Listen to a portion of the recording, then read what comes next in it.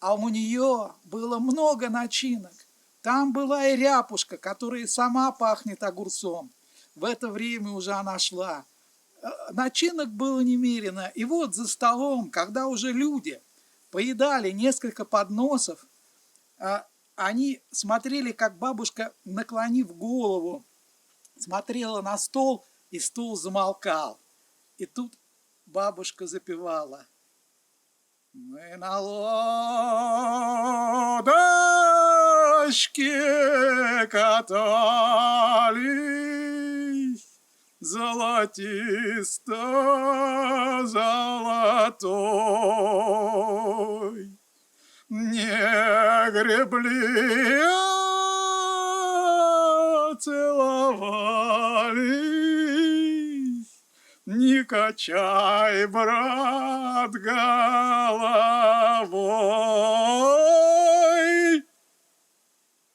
И весь стол подхватывал эту песню. Вот что можно вспомнить самые тяжелые дни своей жизни? Можно вспомнить, как я рано утром гонял кружки по Селигеру. Поймав живца, я распускал свои красные кораблики, и при небольшом ветре они плыли по Селигеру. И вдруг один из красных корабликов переворачивался, появлялась белая задница, которая начинала разматываться, и вдруг кружок уходил под воду, выныривал, потом опять уходил под воду. Я не успевал на веслах плыть к нему, потому что скорость была большая. Вытащив его из воды, я потихонечку вытягивал леску, чувствовал тяжесть, подсекал, и начиналась борьба. Борьба с хищником, который уходил под лодку, потом делал свечку, потом опять уходил под лодку, проскакивал мимо подсачника, который я пробовал поймать. Вот оно, друзья, самые классные мгновения жизни, которые мы вспоминаем, а не то, что как мы стоим в пробках в городе. Вы это вообще не вспомните, потому что пробок здесь нет. Всем привет, Селигера! И с вами, друзья, я Владимир Мировов и мой канал Селигерский хуторок. И сегодня я бы хотел рассказать о рецепте маринованных малосольных огурцов, которые делались только на Селигерском хуторке у нас дома. Этот рецепт передавался от прабабушки к бабушке и дальше из поколения в поколение.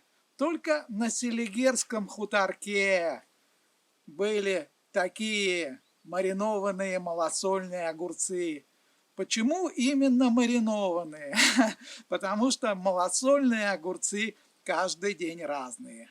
Они то доквашиваются, то переквашиваются, а вот именно маринованные огурцы, они всегда остаются в одном и том же состоянии, и их можно заготавливать в большом количестве. Селигерские лодочки.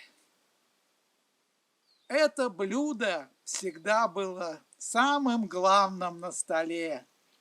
Посередине стола освобождалось место, и в праздничные дни туда ставился огромный поднос с этими селигерскими лодочками.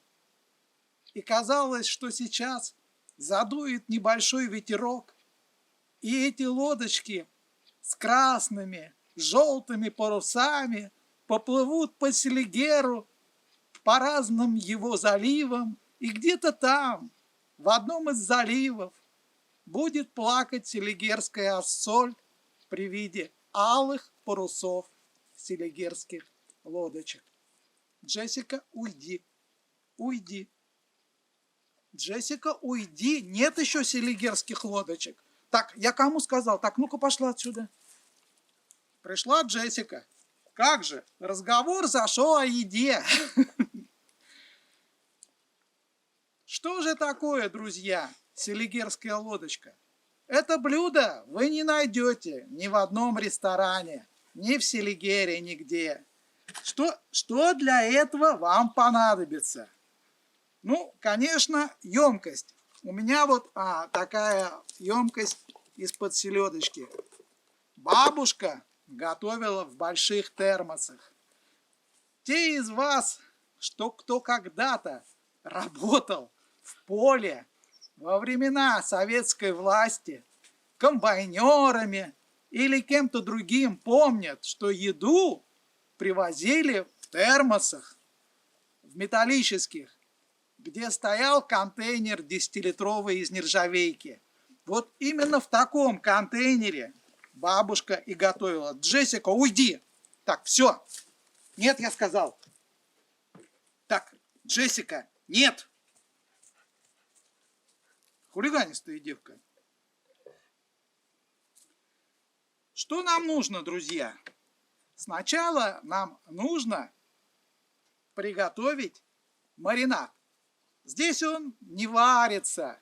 Здесь все просто. Так как это огурцы, мы сейчас с вами пойдем и принесем, нарвем сюда листьев вишни, листьев смородины, хрена, укропа и петрушки. И положим все это вниз. Вот это будет самая ароматная часть наших селигерских лодочек. Как обычно, у бабушки все начиналось с можжевельника. Ни одно блюдо с огурцами и с помидорами не обходилось без можжевельника. Всегда рос около дома, в больших количествах, потому что именно можжевельник дает тот непревзойденный аромат. Именно можжевельник изгоняет злых духов в доме. Поэтому постоянно бабушка клала можжевельник.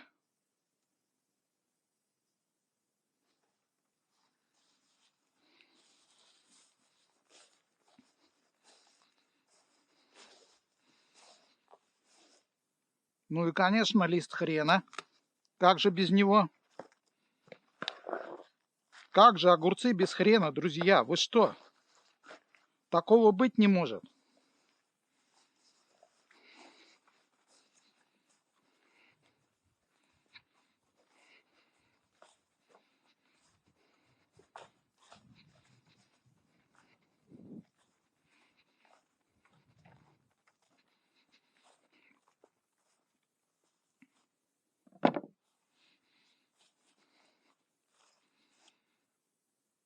Петрушка. Именно соцветие. Самый аромат. То, что необходимо для селигерских лодочек.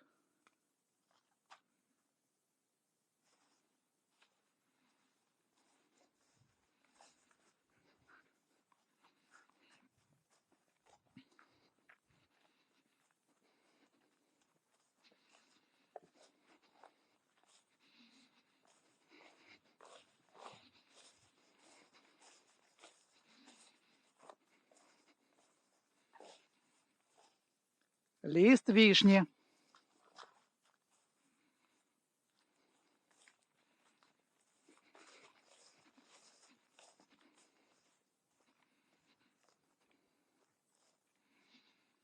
Ну и, конечно, укроп. Конечно, укроп, друзья. Как же без него?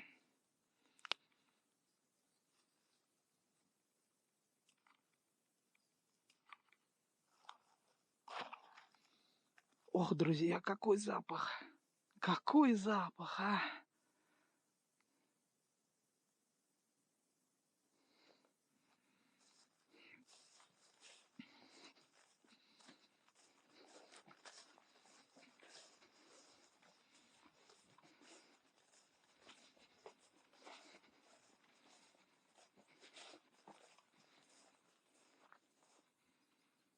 Лист черной смородины.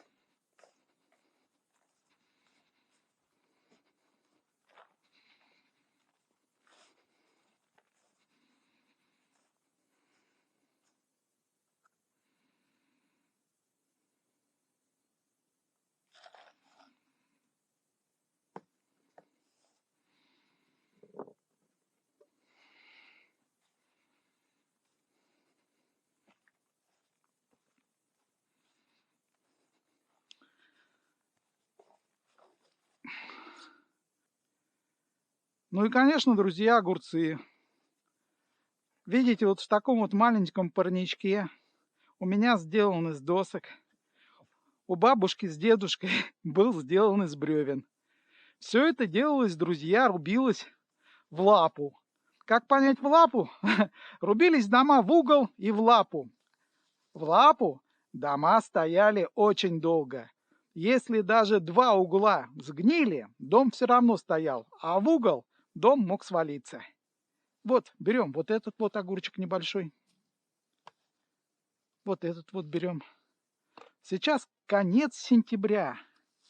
Именно в эти дни, на бабье лето, у бабушки было день рождения. Было оно 19 сентября. И народу собиралось очень много. И, как я уже сказал, самым главным блюдом были селигерские лодочки. С какими только начинками их бабушка не делала. И яйцо с луком, и рис с луком, и с помидорами, и просто с зеленью, укроп, петрушка, лук, и разные начинки. И вот это блюдо с алыми парусами из помидор было главным украшением стола. Ну все, наверное, хватит, друзья. Вот он, селигерский булыжник. Вы представляете? Мы сейчас начнем чистить, там кожура несколько миллиметров, бронебойные. Они как камень. Они хранятся в таком состоянии около месяца, как кабачки. Конец сентября, друзья, смотрите. А вот здесь у меня Герман и Кураж. Салатные, но для засолки не пойдут. Мягкие, как трава.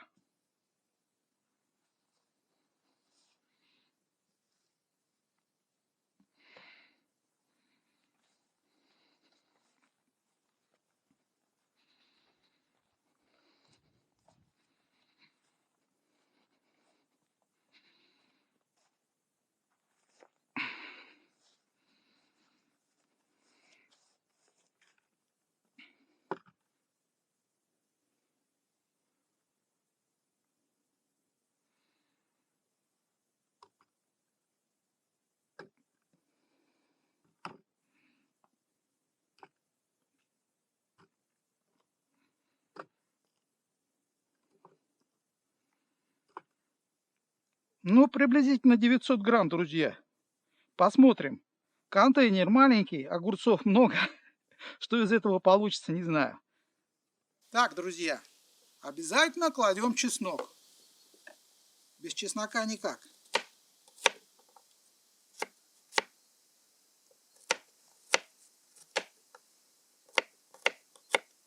Вот главный повар — это Джессика. Контролирует весь процесс. Она без этого не может. Так, теперь берем огурцы и снимаем кожицу. Все должно происходить как бы мгновенно с куста. Нельзя, друзья, чтобы все это дело у вас где-то лежало какое-то время. Например, вы сорвали лист смородины, лист укропа, петрушки, можжевельника. Бросили все это дело, а потом через некоторое время стали готовить. Нет, бабушка говорила, все мгновенно. Только тогда будут огурцы ароматными, и только тогда это будет настоящие селигерские лодочки.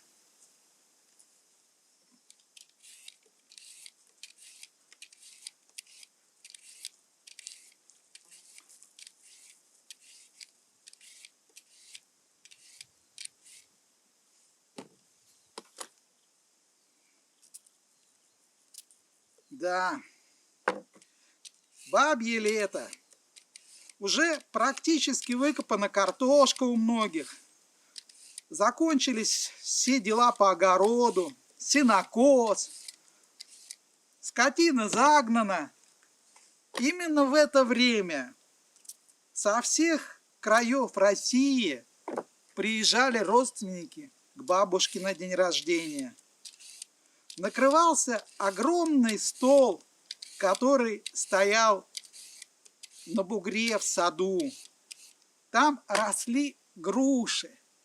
И вот под навесом, где стояла маленькая печка, на которой можно было приготовить, стоял этот стол со скамейками, человек на 20.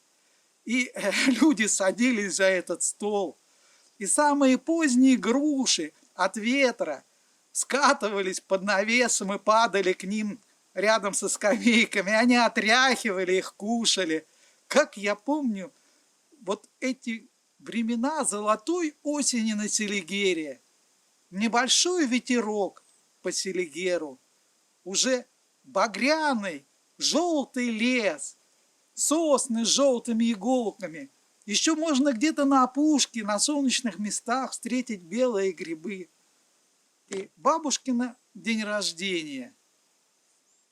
Да, друзья, самые счастливые мгновения моего детства. И сейчас, когда я готовлю селигерские лодочки, я с глубоким чувством уважения вспоминаю слова бабушки и дедушки, то, что Родина, она одна. Где народился, там и пригодился. И что бы ни происходило у нас в стране, нужно об этом всегда помнить. Чужбина, друзья, она и есть чужбина. Да, практически уже сейчас во всех деревнях не осталось истинных любителей, тех, кто помнит и чтит вот эти заповеди. Людей из Селигера можно встретить по всей стране. Питер, Москва, Лондон, Париж, другие страны. Конечно, место прекрасное, место великолепное. Не зря нас зовут второй Карелией тысячи озер, но работы здесь нет. И возможности проживания, нормального существования тоже нет. В основном истинные селигерцы выживают. Как, может быть, везде по стране, но у нас кожзавод и все в городе. Больше нет никаких предприятий.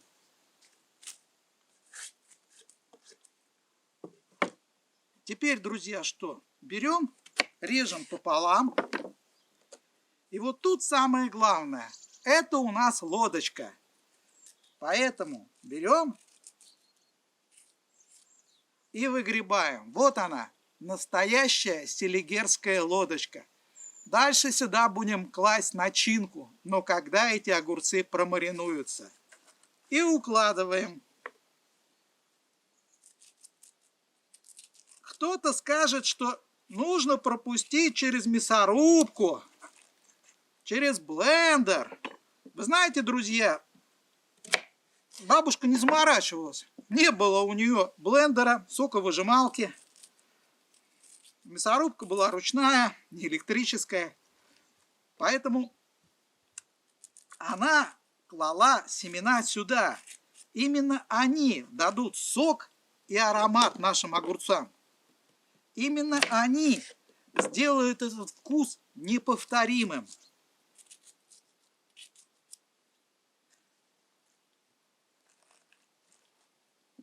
Укладываем, друзья, все.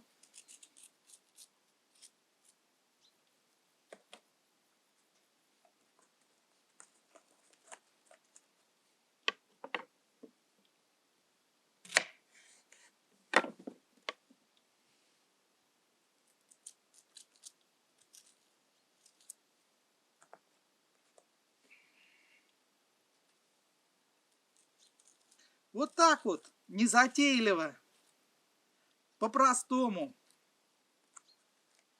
Здесь одна в одну. Сначала большие, друзья, а потом уже маленькие, прям как матрешки. Одна в одну, одна в одну. Аромат стоит. Обалдеть, вы что? Прелесть, прям просто прелесть, а. Вот одна в одну, одна в одну.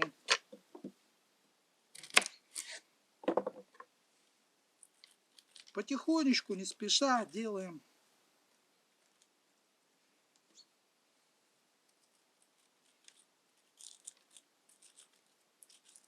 Да, крепкие огурцы.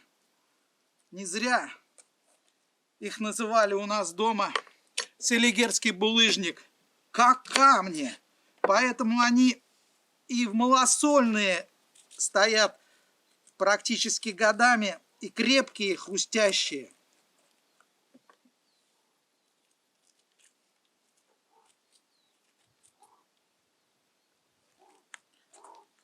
Ну вот, остался один маленький. Небольшая селигерская лодочка. Это все двушки были, распашонки. На 4 весла. Именно на таких лодках в сильный ветер только можно пройти по Селигеру. Когда именно сильный ветер, друзья. Что дальше? Дальше все очень просто. На эту емкость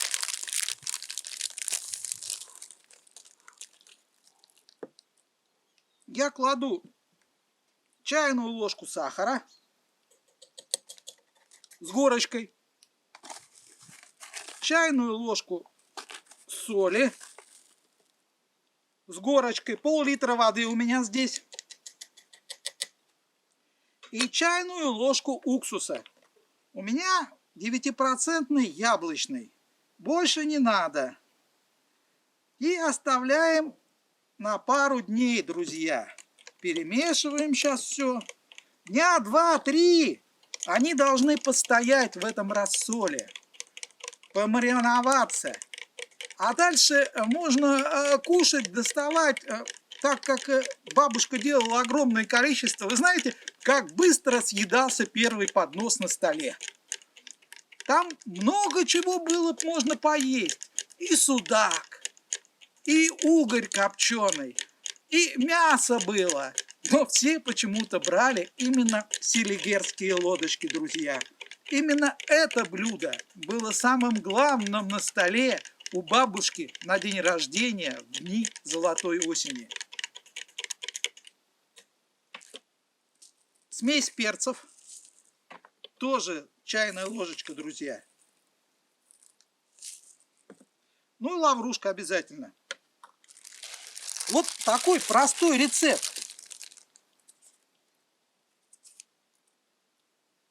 На 900 грамм огурцов.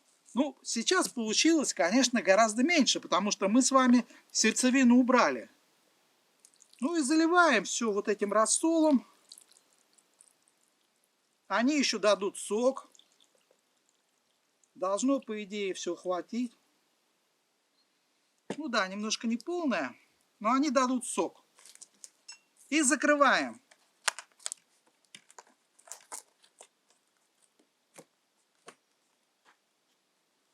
Все, друзья, закрыл. Перемешиваем.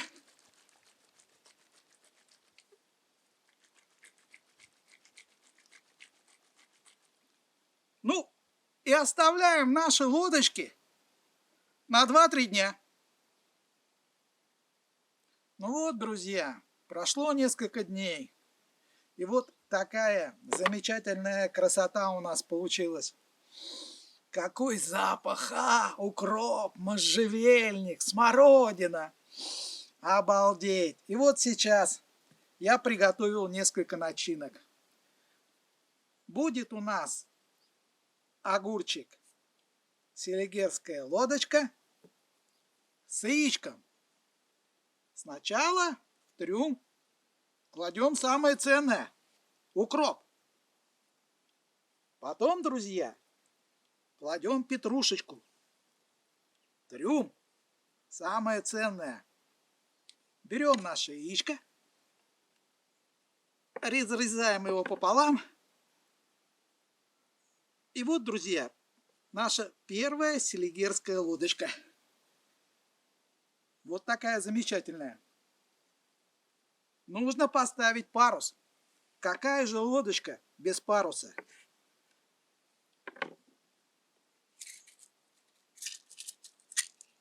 Зубочистка.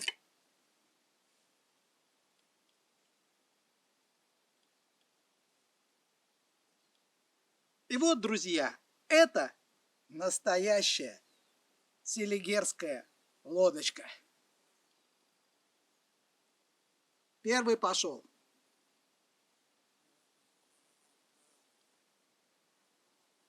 Берем второй огурчик. Смотрите, какая прелесть. Промариновался. Вообще замечательно. Кладем в трюк укропчик, петрушечку, яичко. Ну и, конечно, парус. Как же без паруса?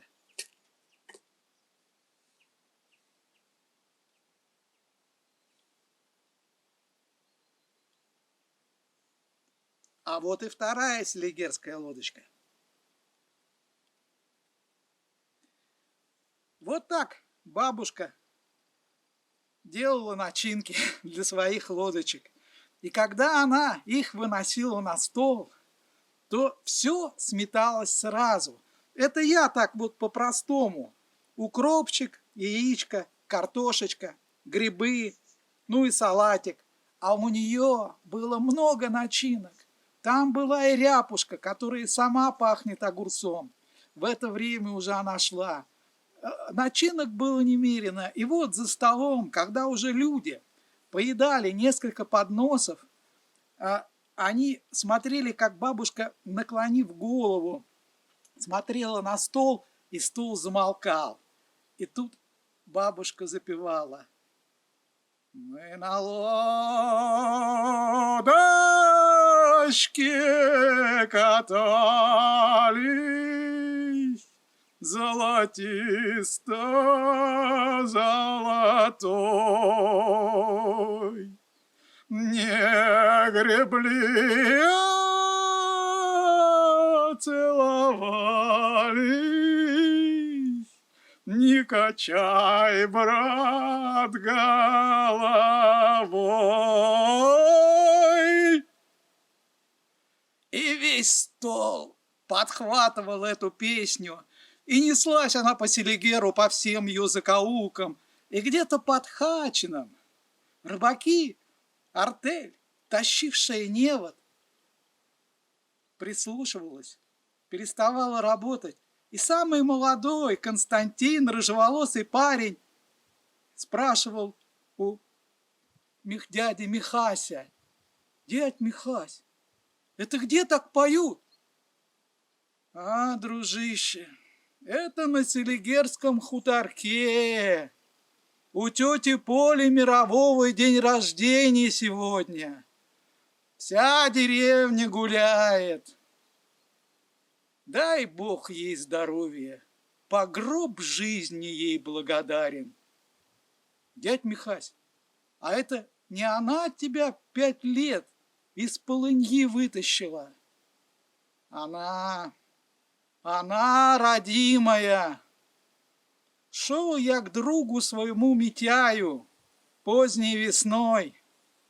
Снежок выпал, и за 100 метров перед деревней провалился в полынью. Начал кричать: «Митяй! Митяй!» Митяй выскочил с длинным шестом, но на нем сразу повисла его жена и дочка Настена. Он стряхнул их, подбежал к воде, лед уже был отошедший, начал налаживать кол для того, чтобы выйти на лед. Но в это время моя крестница Настена зашла в воду и со словами «Прости, крестный!» скрылась под водой. Митя это увидел, бросил шест и побежал за своей дочкой. Вытащив ее из воды, он взял ее в охапку и потащил домой. Как только он вошел в дом, жена выскочив из-за угла, подперла дом колом. Я начал уже прощаться с жизнью, когда с горочки тетя Поля на большом огромном корыте с шестом и с веревкой, сев в него, стала спускаться ко льду. Так вот, как на санях она и спустилась. Там была тень, и можно было сразу выйти на лед. Она положила корыто с шестом, веревку туда, привязав край веревки к дереву и взяв по два больших гвоздя, потихонечку на корыте, гвоздями опираясь об лед, стала подбираться ко мне со словами: «Терпи, касатик, терпи, сейчас я к тебе подойду». Если бы не это, я бы попрощался уже с жизнью. Бросив ко мне шест, я оперся на него, выполз на лед, и так потихонечку за тетей Полей, которая шла на корыте по льду, я выполз на берег. Вся деревня уже выскочила. Митяй уже топил баню, меня раздели догола, отерли спиртом, водкой, дали теплый полушубок огромный и сразу же потащили в баню. Отлежавшись 2 дня, я пришел в себя. Так что по гроб жизни я благодарен тете Поле. Вот так вот, друзья. Живем мы на Селигере, и когда люди попадают в беду, кто-то прячется за занавесками, а кто-то идет на помощь. И это была моя бабушка. Так, берем следующий огурец. Вот, друзья, у меня здесь салатик. Кладем салатик, помидоры с огурцами, ну и налаживаем парус. Алые паруса. Самые красивые на Селигере. И какая же селигерская лодочка, друзья, без алых парусов. Смотрите, какая прелесть. Смотрите, какая прелесть. Укропчик, петрушечка и салатик.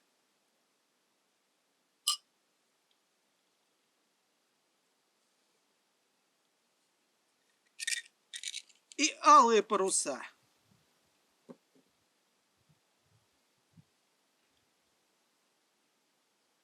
Вот они, настоящие селигерские лодочки. Это блюдо вы не найдете ни в одном ресторане, только на Селигере. На селигерском хуторке вот эта старая, забытая всеми деревенская начинка, заготовочка. Только здесь, друзья, вот можно встретить настоящую селигерскую лодочку. Это отличная закуска к любому столу, и которая очень долго хранится, потому что огурцы маринованные, а не соленые. Бабушка часто делала в одном засоле. Вот мы сейчас с вами возьмем все огуречки, а у нас вот самое ароматное осталось. Она тут же резала огурцы, немножко подсаливала, добавляла еще чуть-чуть уксусу, сахарку, и в этом же рассоле делала следующую партию. И это очень удобно. Всегда можно поставить на стол вот такое отличное украшение. Укропчик, петрушечка, картошка. Самое лучшее деревенское блюдо, друзья. Ведь в городе все можно купить. А тут пошел, выкопал тинину, и вот тебе обед. Выкопал тинину, а вот тебе и ужин. Все под рукой. В деревне так и должно быть. Свой укроп, своя петрушка, свои огурцы. Все под рукой и все экологически чистое. Здесь единственная труба, которая может дымить, и которая еще осталась, это кожзавод в 40 километрах. Так что насчет того, что экологически чистое, я все правильно сказал. Так, укропчик, петрушечка, грибы, друзья, подосиновички. Самая хорошая, любимая начинка за столом у бабушки. Вот она, прелесть. У меня, конечно, контейнер маловат. Бабушка не делала такие маленькие огурчики, если только мне, внуку. В основном это были большие селигерские лодочки, в которых входило очень много, друзья, начинок. Очень много. Парус алый для селигерской ассоль, которая при виде селигерских лодочек плачет в надежде, что селигерская лодочка сейчас причалит к берегу, и она встретит своего суженого. Ох, какие лодочки! Вот она, настоящая селигерская лодочка. Маринованная, не соленая. Это соленые огурцы. Неизвестно, вот сегодня они у вас одни. Завтра они перебродили. И они уже другие. Послезавтра они уже вообще мягкие. С салатиком будет.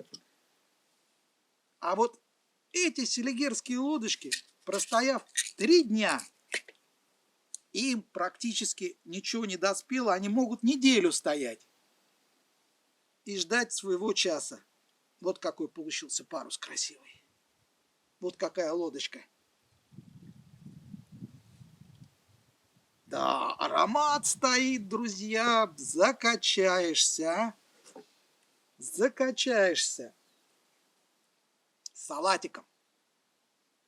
Огурцы с помидорами и со сметаной. Тогда в деревнях, друзья, конечно, майонез привозили, но если есть своя сметана, то с майонезом, конечно, это не сравнится, друзья. Селигерская лодочка вообще с чистой сметаной. Туда в трюм можно положить все, что хотите. Я, конечно, понимаю, что люди скажут, огурец со сметаной маринованный, это не то. Но бабушка делала и с творогом. Есть же такие любители. И, между прочим, вкус обалденный. Я как сейчас помню. Тот творог, который делала бабушка, как она варила, я не знаю. Секрет утерян. Но этот творог был вот комочками такой суховатый, но такой ароматный, такой жирный. Потому что все свое, все с деревни. И сметана была очень жирная. Как говорится, ложка стояла. Вы прикидываете, друзья? Вот она, настоящая жизнь деревенская.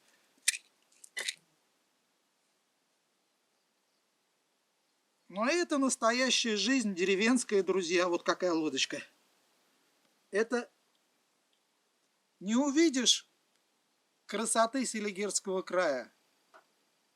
Не будет у тебя времени, если только на покос пойдешь. Косить да сено ворошить. Вот там, когда ты точишь косу, отбиваешь ее, или после очередного прохода просто полежишь, ты смотришь на небо, смотришь на алые деревья, которые уже начинают готовиться к осени.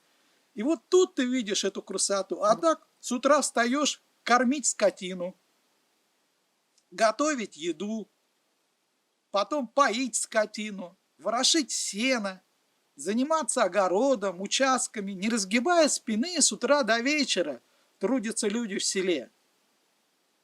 Это люди, которые приезжают отдыхать. Вот они видят красоту Селигерского края. Они видят, как солнце утром встает над Селигером, и туман медленно расползается, штиль, плещется рыба. Вот это самое прекрасное мгновение жизни, которое запоминается на всю жизнь. огород и скотина – это само собой. Но это не вспомнишь в час, когда хочется вспомнить самое главное и самое лучшее в этой жизни. Я помню, когда в 30 с лишним лет по какой-то глупой случайности я, проснувшись рано утром, почувствовал себя очень плохо. Настолько плохо, что пришлось вызвать скорую. Я был в городе. Скорая меня отвезла в больницу. И вот уже лежа в реанимации, я старался вспомнить, а что я видел в этой жизни такого, что могло запомниться мне на всю жизнь. Самые прекрасные мгновения. Вы знаете, вот только лежа в реанимации начинаешь понимать и ценить каждую секунду прожитой жизни. Иногда бывает это поздно, но для меня нет. Лишний вес около 100 килограмм. Прединфарктное состояние. Это в 35 лет. И тогда я себе дал слово, что если я выберусь из этой ситуации, я уеду из города и буду жить на Селигере. Понадобилось немного времени.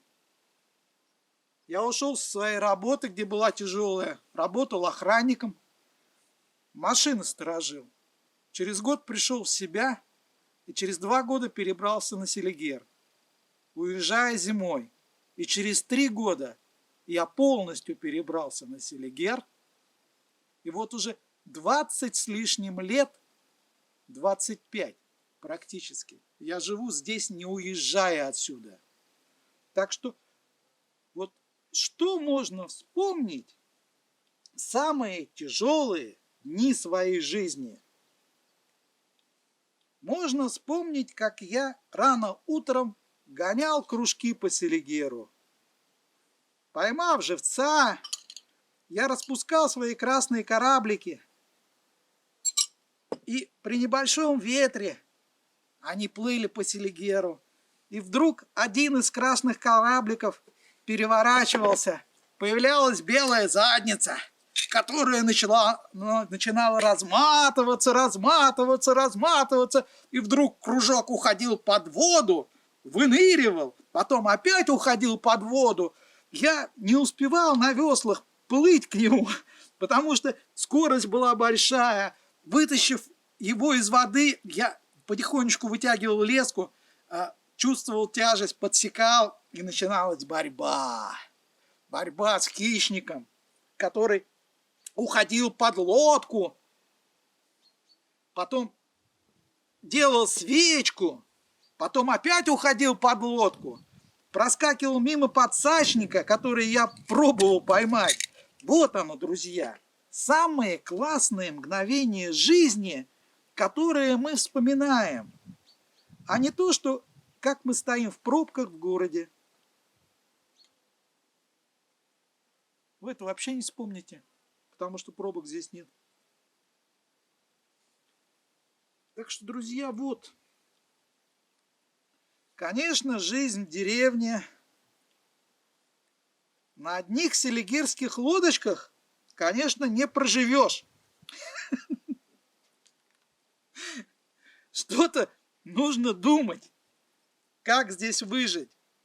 Слава Богу, что есть возможность собирать грибы, ловить рыбу и немножко все это продать. Ягоды тоже неплохо идут, но в этом году их практически нет. Так что выжить можно везде. Было бы только желание, друзья. Желание и возможность. Я знаю многих палаточников, которые стоят на долгом. Приезжаю в мае месяце. Они довольно-таки неплохо устраивают свой быт. У них даже есть солнечные батареи. Я думаю, что есть и генератор. И живут с мая по сентябрь месяц. К ним приезжают родственники, дочери, друзья. И они прекрасно проводят время. Ну что ж, друзья, вот так вот я вспомнил то прекрасное время, когда был у бабушки на Селигерском хуторке, на одном из ее дней рождений. И тогда мы ели вот эти прекрасные селигерские лодочки. Ну а с вами, как всегда, был Селигер. Я Владимир Мировов. И мой канал Селигерский хуторок. До встречи, друзья, до встречи. До встречи на Селигере, на моем канале Селигерский хуторок. И пусть вам повезет больше, чем мне.